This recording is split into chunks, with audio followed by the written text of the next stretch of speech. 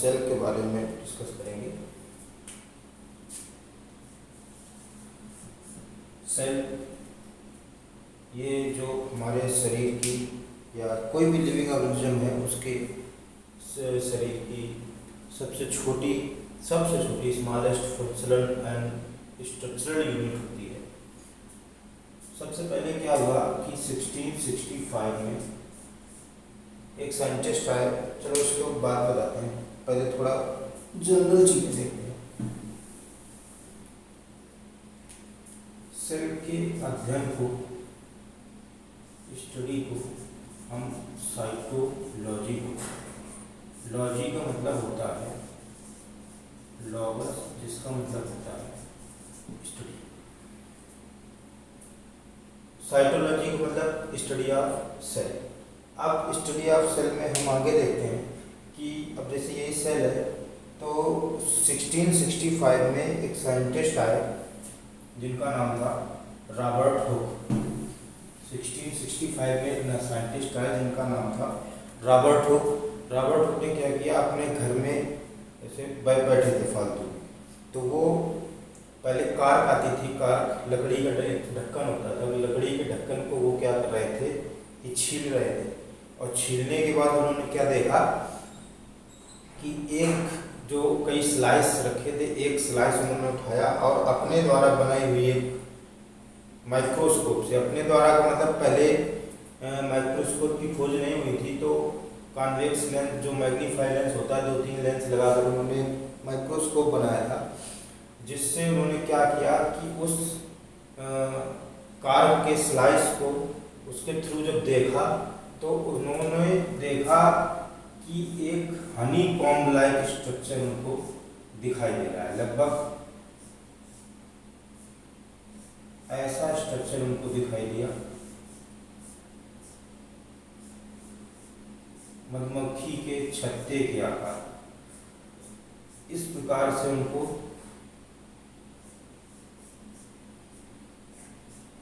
कुछ दिखाई दिया, बिल्कुल छोटे छोटे।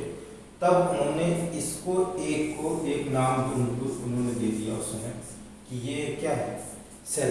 एक्चुअली वो अब किसी लकड़ी की थी, जब लकड़ी की थी अब काफी दिन से पड़ी रही थी। अब उसके बाद उन्होंने देखा तो एक्चुअली इसमें था कुछ नहीं, केवल हॉलो, अंदर से बिल्कुल खाली थी। उनको उन्होंने नाम दे दिया सेल। एक्चुअली में नाम जो ये सेल थी वो थी कैसी, डेड सेल थी, क्योंकि बहुत दिन से जो पेड़ पड़ा था उसकी लकड़ी थी तो वो एक्चुअली में डेड थी। अब 1665 में इन्होंने रॉबर्ट हुक साहब ने सेल की खोज कर दी, सेल आ गया। अब उसके बाद और आगे जब काफी दिन बाद बातचीत चली, उसके बाद चलती रही, फिर जो ये सेल उन्होंने डिस्कवर की थी, इसमें चारों तरफ सेल वॉल थी और अंदर ना तो एक भी सेल ऑर्गेनेल थे, कुछ भी नहीं था। उसके बाद साइंटिस्ट आए ल्यूवेनहॉक। ल्यूवेनहॉक ने क्या किया कि पॉन्ड वाटर लिया, उस पॉन्ड वाटर को एक कांच की स्लाइस में रखा और उसको माइक्रोस्कोप से देखा तो उनको भी सेल दिखाई दी, लेकिन उनको जो सेल दिखाई थी वो इस सेल से डिफरेंट थी। इनकी सेल में अंदर साइटोप्लाज्म और थोड़े न्यूक्लियस वगैरह इसमें था, लेकिन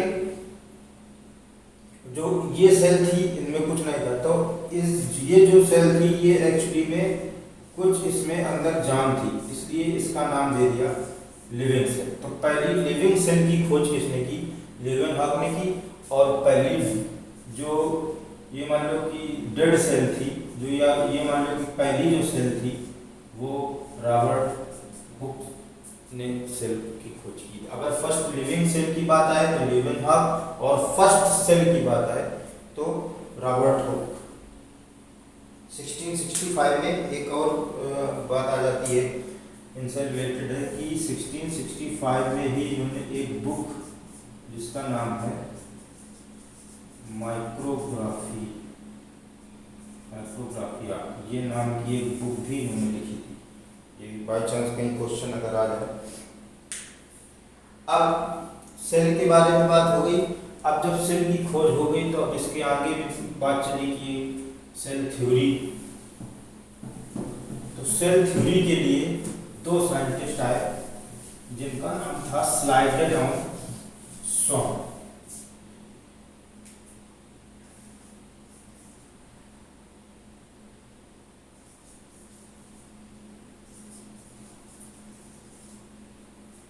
ये बॉटनिस्ट थे और ये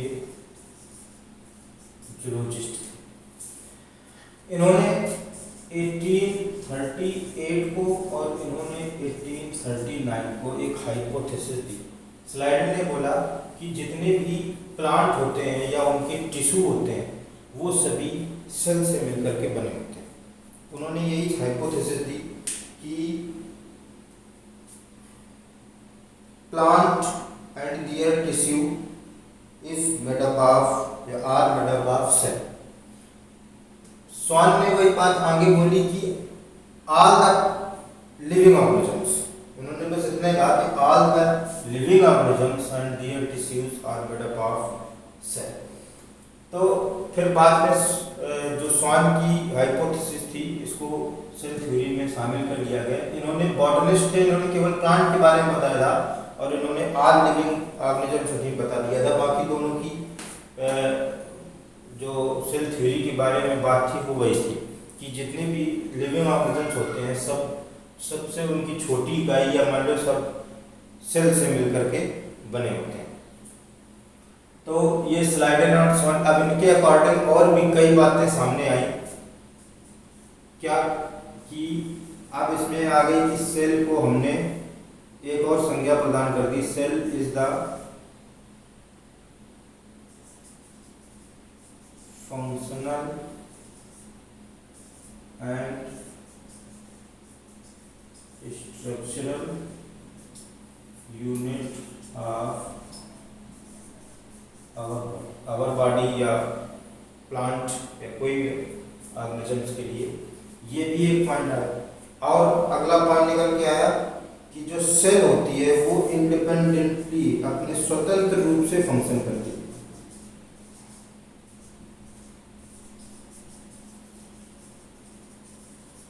और किसी भी लिविंग ऑर्गेनिजम्स का एक पार्ट होती है, ये भी बात निकल के आई सामने। अब इस सेल थ्योरी के बाद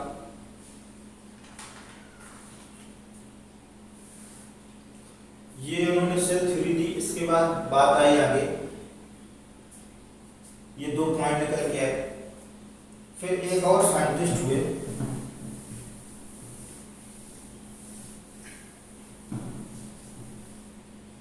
ज्यादा डिटेल में नहीं जाना है, मॉडर्न सेल थ्योरी। ये एक साइंटिस्ट हुए रुडॉल्फ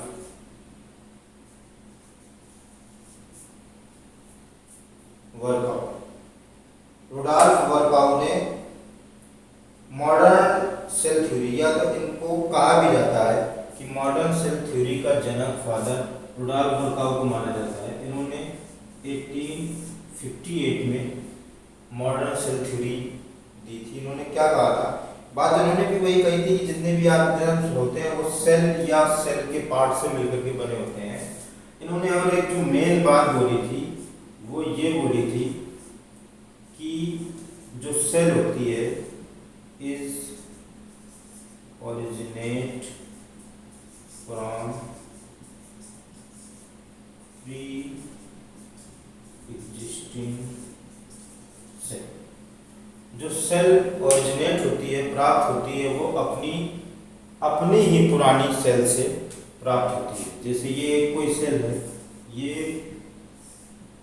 अपने ही सेल से आगे चल के दो सेल में बन जाती है। ये जैसे मगर मदर सेल है और ये, तो ये प्री एग्जिस्टिंग सेल है और ये उसके बाद उसी से जो दो नई सेल बनी, ये डॉटर सेल। तो सेल हमारी आगे जानकारी की it is the smallest unit of our life. इसके बाद cell theory,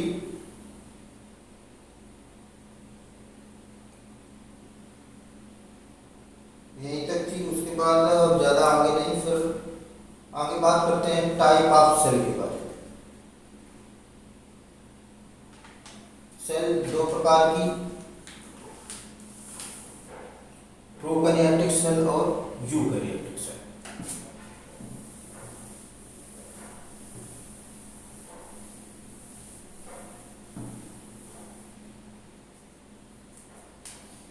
type of cell में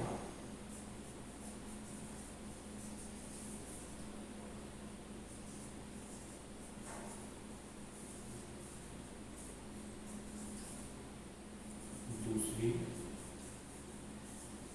यूकैरियोटिक सेल, एक प्रोकैरियोटिक और यूकैरियोटिक, दो भागों में बांटा गया। दोनों में क्या अंतर है, बस यही देखते चलते हैं। यहाँ पर मैं पहले ये वर्ड का मतलब समझ लेते हैं। प्रो का मतलब होता है प्रिमिटिव, पुराना, और कैरियोटिक वर्ड लिया गया है कैरियन से, इसका मतलब होता है न्यूक्लियस। अब इससे मतलब समझ में आ रहा है कि प्रोकैरियोटिक में जो न्यूक्लियस होता है वो बहुत ही पुराना, बिल्कुल प्रिमिटिव स्टेज में होता है। ये मान लो कि वेल डेवलप्ड जो न्यूक्लियस होता है वो इसमें नहीं पाया जाता।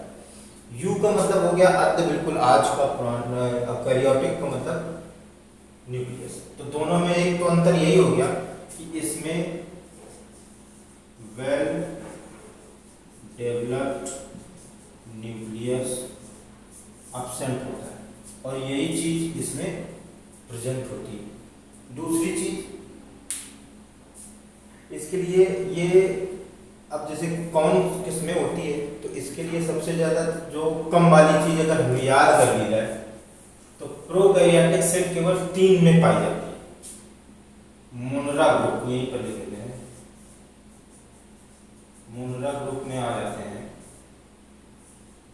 बैक्टीरिया, तो बैक्टीरिया, और एक होता है, हमें यही याद करना है, एक आर्की बैक्टीरिया और साइनोबैक्टीरिया। इन 3 में प्रोकैरियोटिक सेल पाई जाती है। बाकी जितने भी ऑर्गेनिजम्स होते हैं उनमें सब में यूकैरियोटिक सेल पाई जाती है। अब यूकैरियोटिक प्रोटिस्टा वगैरह हो गया या ह्यूमन, ये में सब यूकैरियोटिक। हम पॉइंट के बारे में देख रहे थे, वेल डेवलप्ड न्यूक्लियस में एब्सेंट होता है और उसमें आगे प्रेजेंट होता है। इसके बाद डीएनए, जो डीएनए होता है वो ये वाली जो सेल होती है उसमें डबल स्ट्रैंडेड सर्कुलर डीएनए होता है और इसमें भी डबल स्ट्रैंडेड लेकिन लीनियर होता है। ये डबल स्ट्रैंडेड का मतलब जैसे एक धागा ये है तो एक इस प्रकार का डीएनए पाया जाए। इसमें लीनियर का मतलब ये सीधे सीधे डीएनए पाया जाता है। ये जेनेटिक मटेरियल होता है, उनमें बीच में बॉन्डिंग होती है। ये बात आगे की बात है जब डीएनए बताया जाएगा। ये सर्कुलर डीएनए इस रूप में पाया जाता है, उसमें लीनियर रूप में पाया जाता है। और क्या क्या चीजें होती हैं, दोनों में डीएनए होता है। अब बस उनमें अंतर ये होता है, इसमें जो प्रोकैरियोटिक सेल होती है उसमें सेल ऑर्गेनील्स, जो मेम्ब्रेनस सेल ऑर्गेनील्स होते हैं वो एब्सेंट होते हैं और इसमें जो सेल ऑर्गेनील होते हैं वो प्रेजेंट होते हैं। सेल ऑर्गेनील जैसे एग्जांपल के रूप में लिख दें, जैसे mitochondria, chloroplast, Golgi bodies, endoplasmic reticulum, ये वगैरह ये जो सेल ऑर्गेनील होते हैं उसमें प्रेजेंट होते हैं, इसमें एब्सेंट होते हैं। एक सेल ऑर्गेनील होता है जो दोनों में प्रेजेंट होता है, राइबोसोम। राइबोसोम दोनों में पाया जाता है। बस अंतर क्या होता है कि जो प्रोकैरियोटिक सेल होती है उसमें 70S पाया जाता है, और इसमें 70S और 80S दोनों प्रकार के पाए जाते हैं। एस सेडिमेंटेशन कोफिशिएंट होता है, ये राइबोसोम, ये दोनों में ये होता है, ये दोनों में पाए जाते हैं। इसके बाद और प्रोटोप्लाज्म, इसमें क्या होता है कि इसका जो प्रोटोप्लाज्म होता है, प्रोटोप्लाज्म दोनों में पाया जाता है, लेकिन दोनों में अंतर क्या होता है, इसका प्रोटोप्लाज्म डेंसर होता है।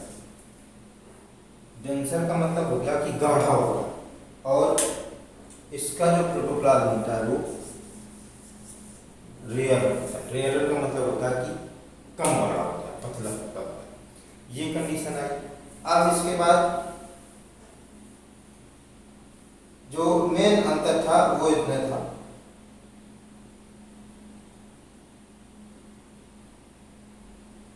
अब सेल के बारे में हमने देख ली कि दो प्रकार की, प्रोकैरियोटिक और यूकैरियोटिक।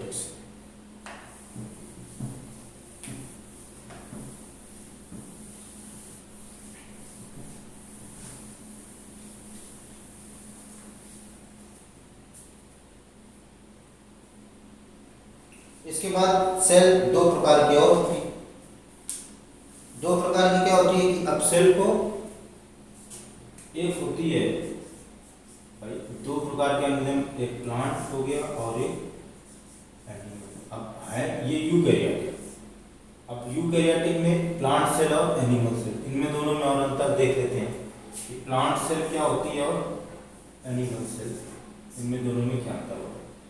सबसे पहला अंतर तो ये होता है कि जो सेल वॉल होती है वो इसमें तो प्रेजेंट होती है, लेकिन एनिमल सेल में सेल वॉल नहीं पाई जाती। इसके बाद क्लोरोप्लास्ट, जो प्लास्टिड होते हैं, लवक जिनको हम बोलते हैं, वो प्लांट सेल में लवक पाए जाते हैं, लेकिन जो यूकैरियोटिक जो एनिमल सेल होती है उसमें प्लास्टिड नहीं पाए जाते। हरित लवक जैसे क्लोरोप्लास्ट हो गया, ल्यूकोप्लास्ट हो गया, ये तीनों होते हैं प्लास्टिड जो प्लांट सेल में पाए जाते हैं, लेकिन एनिमल सेल में इनकी कोई जरूरत नहीं होती है। वैक्यूल की बात आती है तो प्लांट सेल में वैक्यूल पाया जाता है, और एनिमल सेल में वैक्यूल अगर पाया भी जाता है तो बिल्कुल छोटा सा होता है, और नहीं तो नहीं पाया जाता है, और इसमें बड़ा सा एक वैक्यूल पाया जाता है। ये लगभग कुछ बेसिक अंतर है।